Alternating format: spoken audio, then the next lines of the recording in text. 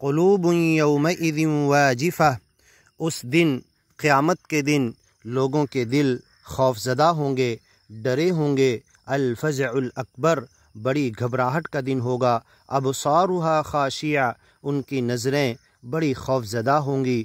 ترہقہم ذلہ، ان کی نظروں سے ندامت، شرمندگی ٹپک رہی ہوگی۔ یقولون، وہ کہیں گے، اِنَّا لَمَرْدُودُونَ فِي الْحَافِرَةِ، کیا اب ہمیں پہلے کی طرح بدن، ہمارا جسم بنا کر اسی خلقت میں لوٹا دیا جائے گا؟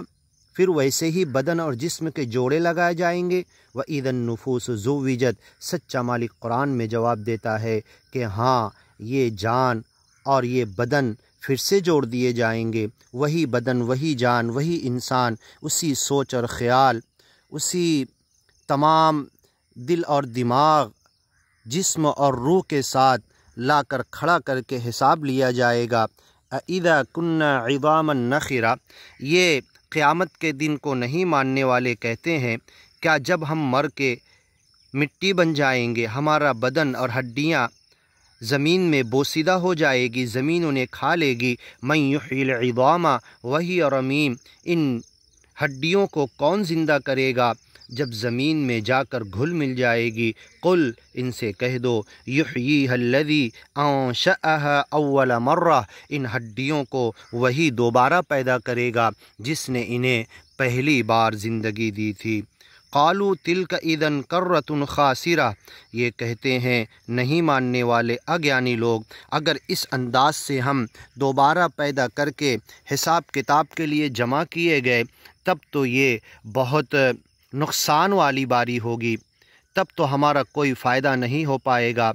ہمارے عمل، ہماری زندگی گھاٹے کی تھی، ہمارا حساب کتاب کے بعد صرف نقصان ہوگا۔ ورأى المجرمون النار، یہ مجرم اگیانی لوگ آگ دیکھیں گے۔ فظنوا انہم مواقعوها، اور سمجھ لیں گے کہ بس اب یہیں جانا ہے، یہی ہمارا ٹھکانہ ہے۔ فإنما هي زجرة واحدہ، ایک چنگھاڑ ہوگی، ایک ڈانٹ کی تیز آواز ہوگی۔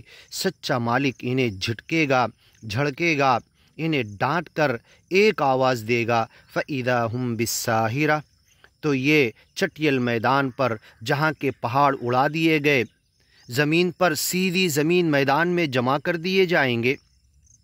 ثم اذا دعاکم دعوة من الارض اذا انتم تخرجون، ایک آواز دے گا اور تم زمین سے نکلنا چالو ہو جاؤ گے۔ کأنہم الی نصب یوفضون، اور ایسے تیزی سے بھاگیں گے کہ جیسے کسی گول کی طرف انہیں ریس اور دوڑ میں بتایا گیا، ادھر سب بھاگ رہے ہیں۔ حل اتاک حدیث موسیٰ، آگے کی ویڈیو میں سنیے انشاءاللہ۔